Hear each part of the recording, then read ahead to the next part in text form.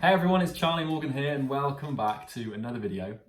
In today's video, I'm going to be talking about email deliverability, which is not the most exciting topic in the world, but it will make or break your organic outreach processes if you're using cold email. I've spent far too long studying email deliverability and I probably looked into it more than necessary.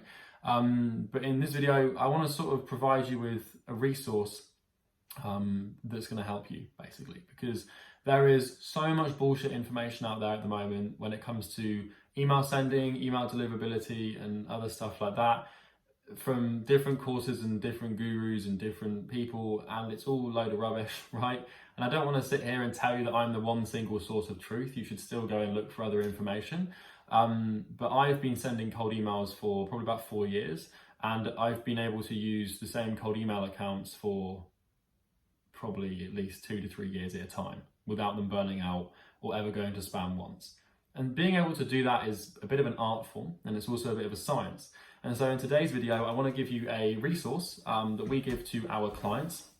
To give you guys some context, I run a company called Imperium Agency. We help agencies get clients. The purpose of this video is to educate you and help you solve problems. It's not to sell you something, but if you do want to talk to us, there'll be a calendar link at the bottom of the video, but that's not the purpose of this. I want to actually help you solve a problem because there's so much bullshit out there at the moment, and if I can just bring a bit of order to the chaos of the agency space, I've done a good job. So I've got nothing to sell you, let's jump in. So what I'm going to do is hop over into my laptop over here and walk you through this resource. It's called the Deliverability Doctor. We've given it to all of our clients, and every single client we have gets good deliverability scores and good rates. So let me hop in there and I'll see you in there. Okay, so here we are in my laptop. So I've got a screen here and a screen here, so I'm going to sort of jump between. Otherwise, if it looks like I'm just staring at a wall, that is not the case. So I'm inside of our training program here, and in here we've got these videos that help agency owners get clients. That's not the purpose. But what we've got here is something called the Deliverability Doctor. So I will link this in the resources section. So this is a PDF that is going to save you a lot of trouble and a lot of heartache when it comes to sending cold emails. So I'm going to just jump straight into this. It's not, deliverability isn't it's not a very philosophical subject. It's just cause and effect, and if we can know those causes, we can create the effect we want, which is getting to the inbox, right? So introduction. This resource will show you how to diagnose and fix poor email deliverability. If your LVR, so we have this process like as a bolt-on to a Loom system that we give our clients. So LVR stands for Loom View Rate, but if you're not sending Looms, you just want good deliverability, this will still help you. If your LVR is weak, but your copy and your offer is strong, then the problem is most likely email deliverability. Deliverability is one of the most important things to email marketing and is more important than your copy or email list. You can have the best copy in the world and the best email list, but if your emails don't land in the inbox, there's no point having them, right? So if you aren't landing in the inbox, then there is no point in going to any effort to do anything to do with cold email, right? And you've probably heard a lot of different stuff about email deliverability and stuff like that, but I'm going to give you the rundown, right? It's going to give you a pretty big old help. So the first thing we need to do here is we need to actually be able to sort of diagnose deliverability, because we may not even have a problem, okay? Chances are you do have a problem, right, with your email deliverability. If you've been following the conventional wisdom out there and the 997 courses, or even, dude, I've bought $6,000 courses that don't have this thing on lock, right? So chances are you've probably got some pretty messed up email deliverability. But before we even try to solve a problem, we need to make sure it exists, okay? So deliverability diagnosis. So your deliverability may be poor, right?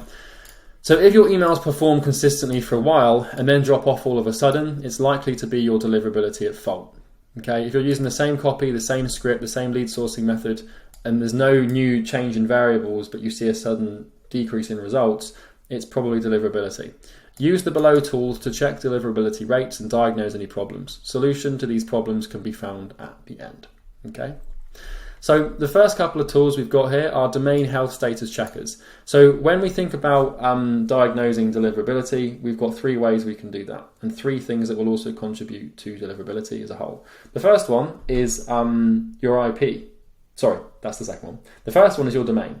So if you're sending emails or warm emails from like a Google domain or a G Suite account, then that's the first thing. If you've got a poor domain, if you're not set up properly in the MX records, deliverability will be faulty. So you can use this tool here, mxtoolbox.com or DNS checker, to check the health of your domain.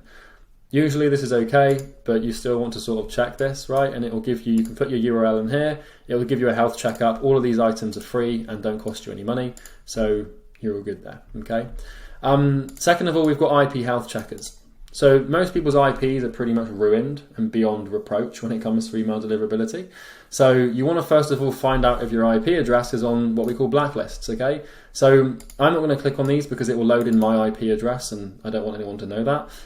But if you click on these and find, if you just Google what is my IP, then it will tell you your IP address and then you can just put it in.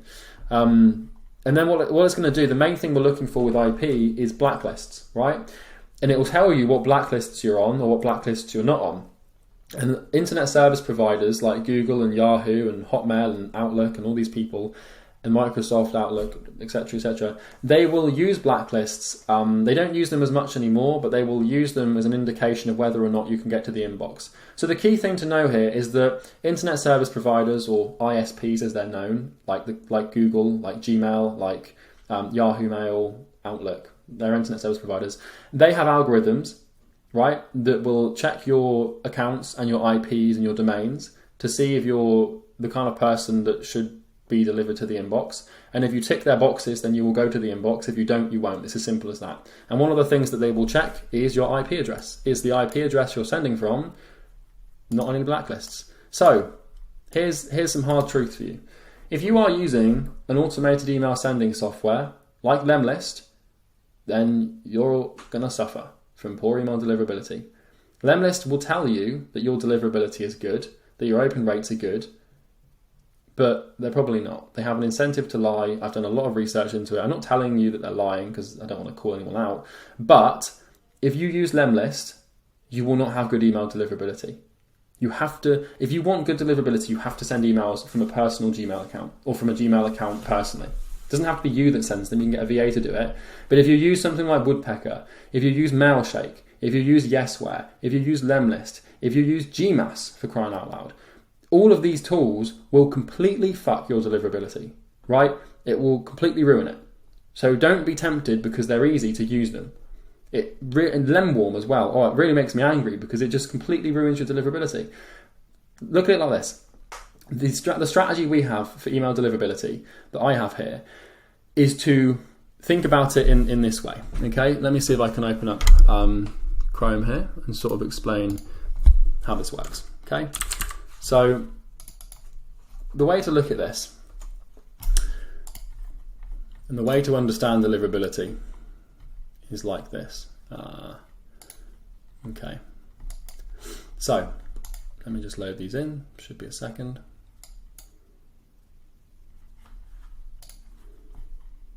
Okay, so what I want you to think about is I want you to think of all of these internet service providers, right? These are the boys that will determine whether or not you get in. Okay, so these are like, they're going to have algorithms that act as like nightclub bouncers, right? And those bouncers, their job is to check your ID and to check you before you can get into the club, right? Or whatever, or the bar, or whatever you're trying to get in. If your ID isn't there, or if you're underage, or if you're too drunk, they won't let you in. And so obviously we're not sending emails drunk, but it's the same principle applies. What they're doing is they're putting up a barrier that stops you from getting through. And you can only get through if you tick their boxes. And they make the rules, and if you don't tick their boxes, you won't get in. So what you want to do is you want to think about these companies having like, I don't know what you'd really call it, like radars, okay? This is a really strange thing to think about, but it's how I see it. So imagine they've got these radars, right? And so their radars, these algorithms they have, the nightclub bouncers, whatever you want to call them, they have these algorithms so that they will find you if you are like doing stupid shit, like sending from Lemlist or using Lemwarm or using open rate trackers or something, then you're basically above the radar holding up like a big red flag that basically says that you're an email marketer. So the key here is to fly under the radar and don't give these internet service providers any indication that you're sending cold emails. And if you want to know how to avoid that, then just don't use softwares that help you send cold emails, right? It's simple. So if you're using Lemlist, right? I'm going to repeat this because it's important. If you're using Mailshake, if you're using any of these automated sending softwares that remove the effort, then what you're doing immediately is you're holding up this big red flag for these internet service providers to basically look at and know that you're a cold emailer. It's as straightforward as that. And as soon as they know that, then you're going to be put in the spam. What we want to do is we want to notice that they've got this sort of radar and that there's stupid people here that hold up these red flags that tell these internet service providers what they're doing. And we want to fly down here, right? We don't want to be flying up here, holding up red flags, being stupid. We want to fly under the radar that's under the radar. We want to be so far below this thing that internet service providers don't even know we exist, let alone that we send cold emails. Okay? And so as soon as you use open rate trackers, Lemlist, Mailshake, Gmass, anything like that, any software that takes your email account and ties it onto their server or ties it into their HTML code, Google and Yahoo and Outlook and whoever else it is, Hotmail, they have teams of PhDs that they pay to find people who use these tools and stop them from getting to the inbox. Okay? People think deliverability is about the copy you have or the volume you send, those things are important, of course, they will play a role. But the biggest thing you can probably do to fix off the bat is stop using these softwares that just basically hold up a red flag to internet service providers and they stop you from getting into the nightclub. And you can't have a very good time. You get to the door and you just get turned away. Okay? So that's a little bit of a visual for you, but let's carry on. So the reason I got into that is because with IP health checkers, if your email account is attached to Lemlist or Mailshake or any automation software, then you're going to be sending emails from their IP.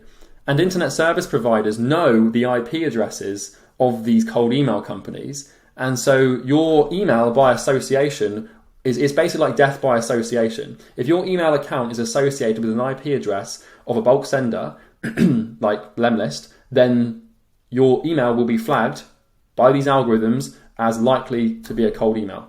And they're going to watch you more closely. And if you slip up, then you're going to be in trouble. Okay, so IP health checkers, check them out. Go into your IP, and if you're blacklisted by more than 2 to 3 lists, if you're blacklisted by less than 2 to 3 lists, that's okay. So if you find you're on 2 or 3 blacklists, don't worry. If you've got like 4 or 5, then that's bad. Obviously 0 is ideal, but I've been blacklisted on like 2 or 3 of these for like 2 years, and I've never had a problem.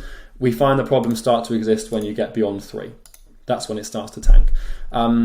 If you're worried that your IP address is poor, don't worry, I've got a solution for you. So then we've also got email deliverability checkers. These are really useful tools. All you do here is you can open them up, open up your email accounts, and then they'll give you an email address to send to, and you send it, and then it gives you a test score. If you're not scoring above like a 9 on these tests, then you need to delete your accounts and start creating them again. If you've been using Lemlist and all this bullshit, you're probably going to find your email deliverability scores are 3, 4, 5, right? And that basically means that you're only going to be getting to the inbox 30% of the time. It's not good. Okay, so you won't be able to run domain health tests on personal email addresses, but you'll be able to run deliverability tests. So like, obviously with domain health status checkers, you can only do this if it's like charles@goimperiumagency.com or charlie@NorthFlowConsulting.com, right? If I can't do that for a personal Gmail address because it's not a domain. Extra test. Send your email copy and loom to family members or friends, ideally with different email accounts, and ask if they receive it. So this is probably the most accurate thing to do, right? Is to email people that you've never emailed before, your exact copy and your loom script. Email 10 of them or 5 of them and see if it goes to the inbox. If it goes to the inbox for them and you do it across a different set of internet service providers, you're probably in the clear. So now we have the thing you've probably been waiting for, which is the deliverability checklist. Before you start sending emails, bear all of these in mind.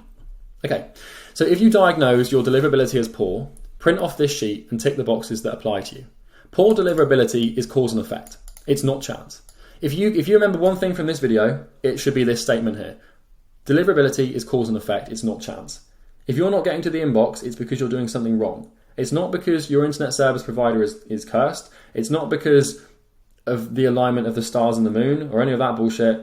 It's because you've done something that internet service providers don't like. And what I've done here in this resource is I've listed every single thing that you could possibly have done to fuck it up. Okay, so if you can basically tick all of these boxes, then you're going to have good deliverability. It's cause and effect. And I've listed every single cause to create the effect we want so we can make sure this happens. If you miss one of these, it's going to ruin you. Email providers will never punish you with poor deliverability for no good reason. There are clear definable causes that will lead to poor deliverability or good deliverability. I've listed all the ones I know below.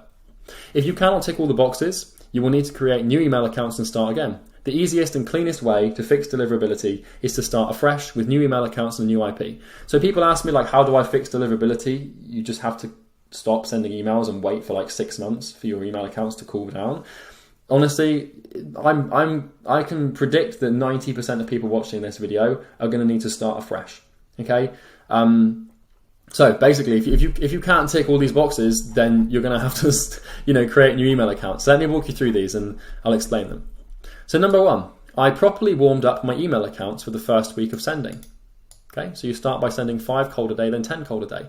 So if you're wondering what suggestion we have for sending cold emails, I recommend you send 10 new cold emails per day per account, and then you can send 20 follow-ups per account per day.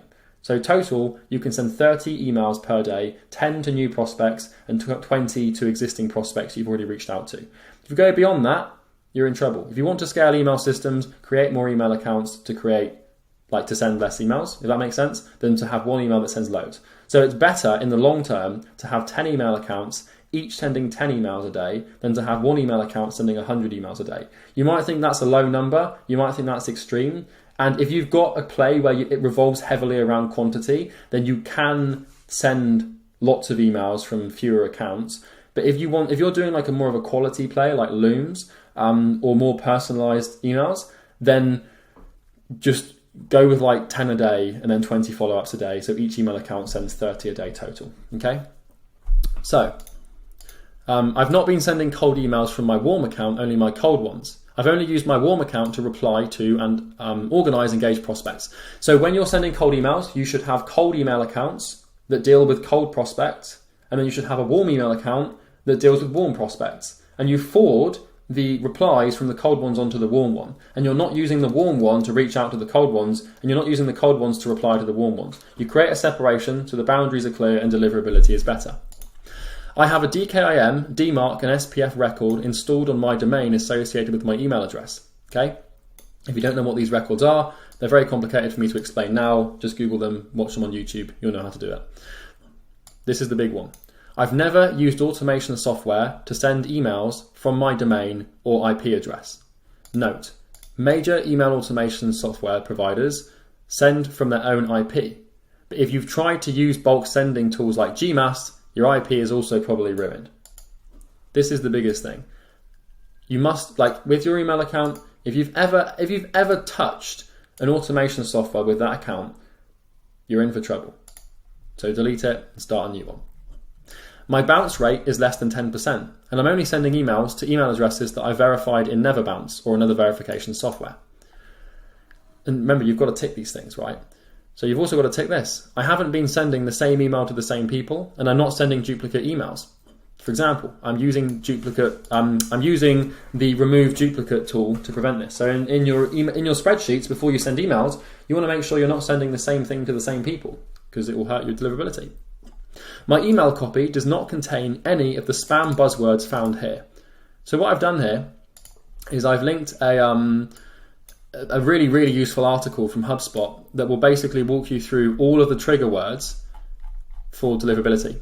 So go through here, and if your copy contains any of these words, then remove it. Okay. My signature is free of pictures and links and contains the email address of the actual account I'm sending from. So if you've got an email signature with social media links, a picture of you, a picture of your cat, weird verification stuff, if you're doing that cold, you can do that warm. If you're doing that B2B warm to clients and stuff, it's absolutely fine. But if you're doing it cold, not going to do anything. My signature contains no custom code, just words. In brackets, no social links, no icons, no bullshit. I am not using short links in my copy. Okay, you're not sending. You can send Bitly. I'm not saying here you can't send Bitly links and emails, because you can. You just can't do it to cold prospects. Okay. The only link in my initial emails is the Loom link, and I'm not using calendar links in my initial cold email. The only way for prospects to get my calendar link is if they ask or use a Loom call to action button. I have not been sending more than 30 emails per day per account in the last 60 days. It should probably be even more than this, like 180 days maybe. I have not been sending more than 20 emails per hour per account in the last 60 days. I have been rotating my email sending between accounts, so there is at least 1 minute between each email sent. I have been replying to all prospects who reply to me from my warm account, regardless of the sentiment. If prospects aren't interested, I am respectful. If a prospect replies to you saying they're not interested and you have a go at them, or you start arguing with them, what do you think they're going to do? They know your intention. They're not going to reply back and argue back. They'll just mark you as spam. Stupid thing to do. It's the same with Facebook ads. If someone comments a negative thing on your Facebook ad, don't reply to it, because then they're just going to go ahead and flag that ad as inappropriate, and it will hurt the ad. Okay? However, I do not respond to rude prospects or people who tell me to fuck off, as I understand there's no bloody point and that they will likely mark my emails as spam anyway and get back at me. I do not re-email these people or follow up on them. This is another big one. It goes against conventional wisdom, but it's really important. I do not have an open rate tracker installed on my email, and I never have or never will again. Okay? If you have an open rate tracker on your email, you're holding up a red flag to internet service providers to tell them that you are a cold emailer. Because the way that these open rate trackers work is they install HTML code in the emails you send. And when you send those emails, internet service providers receive those emails, and their algorithm will scan through and they will find that HTML code associated with the open rate tracking software, and they immediately now know that that is a cold email. That's how they figure this stuff out. They don't figure it out randomly. They figure it out by looking for things that indicate that you are who you are. So if you have open rate trackers with little snippets of HTML code in the back end of the email that the prospects can't see, and if you are receiving feedback from that, the algorithms will also know that. And so before the email is even sent, Google know that it's a cold email, and they're more likely to send it to the spam inbox. So stop using open rate trackers. Forget about open rate tracking. It sounds like a good idea in principle, but when we apply it, it completely ruins everything. I have personalized pretty much every email sent in the last 60 days with names, company names, and Loom links. You don't have to do Loom links, but if they're not personalized, then it's not going to work. And I don't mean loading up lem lists and putting little squiggly brackets. That sort of stuff is gone, doesn't work anymore. I have given my email addresses and prospects regular breaks. I'm not sending on weekends, right? You need to behave as a human being. This is the secret. We don't need, if your email accounts behave like they're being run by robots, then you're going to go to spam. Okay, so give yourself weekends off. Take the odd weekday off here and there for no sending. Send a couple more one day, a couple less the next day. You know, patterns are fine as long as you keep a low volume, that's fine. But if you're sending loads, take some breaks. I have not scheduled emails. Instead, I send them when they need to be sent. So don't schedule your emails. Don't go on Monday and think, oh, I'm just going to schedule every single email for the next week. It's robot-like behavior. It's not how normal humans behave or interact on email, and it will ruin your deliverability. By the way, I'm sorry if I'm coming across as really sort of just matter of fact or rude. I want this video to sort of just hit you, right? Because so many people tell you so many things about deliverability that's just wrong. And I'm recording this video with your very best intentions. So if I sound sarcastic or rude, I don't mean it like that. I'm just sick of all the bullshit out there, and I want the truth to sort of be told. So my email accounts have a profile picture and a real human name, alongside a verified phone number and backup email address. I have tried, where possible, to send emails directly to the person I'm trying to contact. For example, John at, and not generic company emails like support at. I'm not sending attachments with my cold emails. I'm not misusing capital letters, and I'm using them like a normal, rational human. I'm not typing like this. My subject line is simple and says something like question for name or company. My email sending rate is consistent. I don't try to cheat the system and save up the system. Save up your days by sending 150 emails at the end of the week in one day. I kneel, this is a big one, right, it's actually not. I kneel before the deliverability gods and haven't tried to delude myself by cheating the system or trying to find a loophole in any of the above points. Okay, because you're probably reading these points and thinking, oh, I can get away with that, or that doesn't really matter. No. it won't work. Okay. Overall, my email sending habits and behavior have been perfectly human and normal since starting my accounts. Okay. So now we can move on. So you need to be able to tick these boxes. Okay. And you've probably done at least 10 of these, right? If you've been following all of the other courses out there. But this is the way to do it, right? So now fixing deliverability and fixing domain or email deliverability.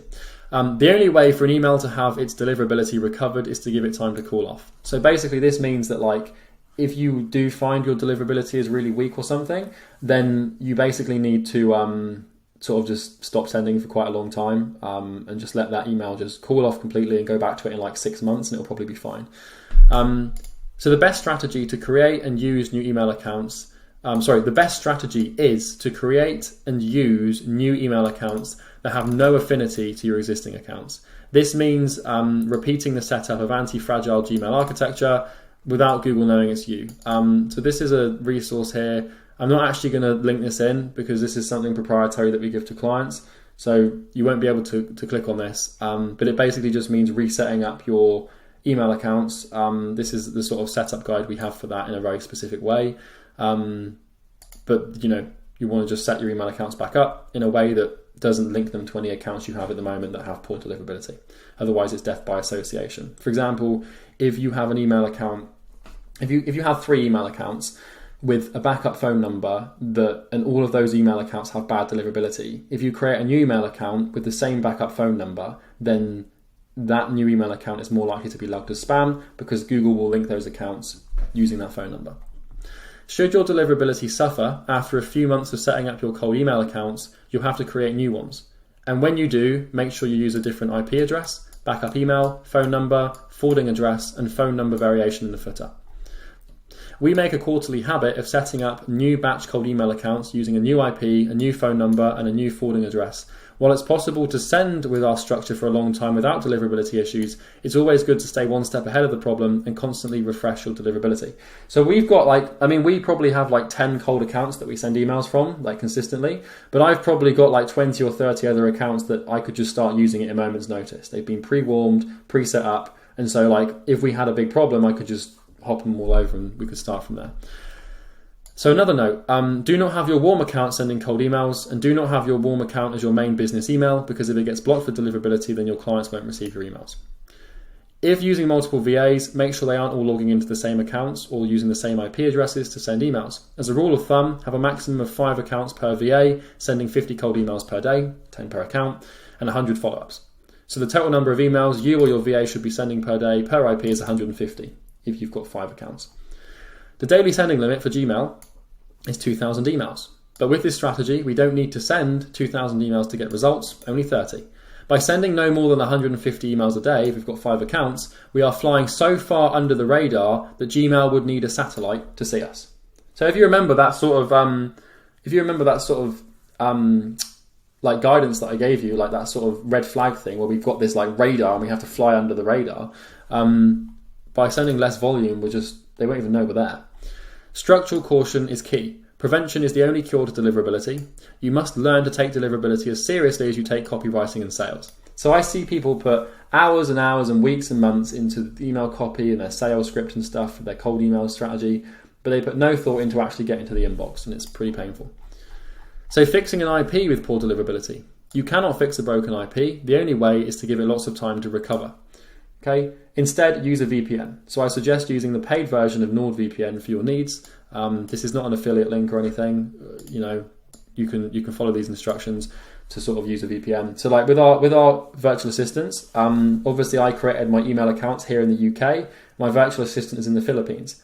If she uses a Filipino IP address to send emails from email accounts that were created in the UK, then the internet service providers will know that we're sending cold emails, or they'll just assume the email's been scammed or hacked or something, and then they'll get blocked or deliverability will suffer. So we need to use, create the account in your country and then get your VA to use IP addresses from that country, okay? And there's a workflow here you can follow on NordVPN to check the IP addresses and stuff. You make sure the VA does a blacklist check every single day before logging in, because IP addresses from VPNs can be a bit more turbulent with blacklists, but they're usually okay. So virtual assistants, IP management. This is some high level stuff, but I guess it's going to be, I mean, not everyone's going to find this useful, but if this is the level of depth we go into. I'll sort of demonstrate it in a second. If you're using a VA to send your emails, I suggest you set up a VPN and give them access to an IP located in the same country where the email address has been created. So I just covered that. And you can sort of read through these instructions here if you want to. We have this thing called the Deliverability Management Hub. Once again, this is for clients, so this will not be available. To give you an idea of like, if you want to sort of copy this, I'm not that bothered by it. This is how it works. Actually, you know what? I will leave this in the video. You can have this. That's okay. It will help you.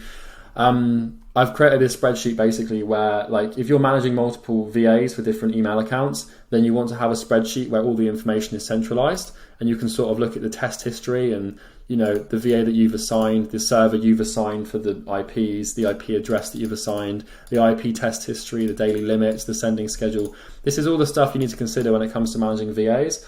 And we provide instructions on, really detailed instructions on how to work this thing for clients, but you might find some value in it. You can make a copy here, pretty useful.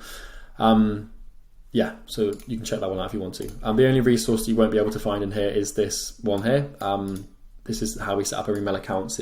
We've got a really, really proprietary strategy that I don't really want on YouTube, basically. So that is how to have good email deliverability. I know my tone here has been a bit of matter of fact and a bit direct, but I hope this is really useful for you, because if you can get this stuff right, then you're going to have a big advantage over other people that have not watched this video. Okay, so that's everything for this video. If you like this video and you found it useful, then please press like, because it means that other people will also find the video, and by pressing like, you're helping me, but you're also helping other people who have the same problem as you solve that problem. It's a good thing to take responsibility for. If you want to, also, you can leave a comment with any comments you've got. I think that's what you're supposed to do.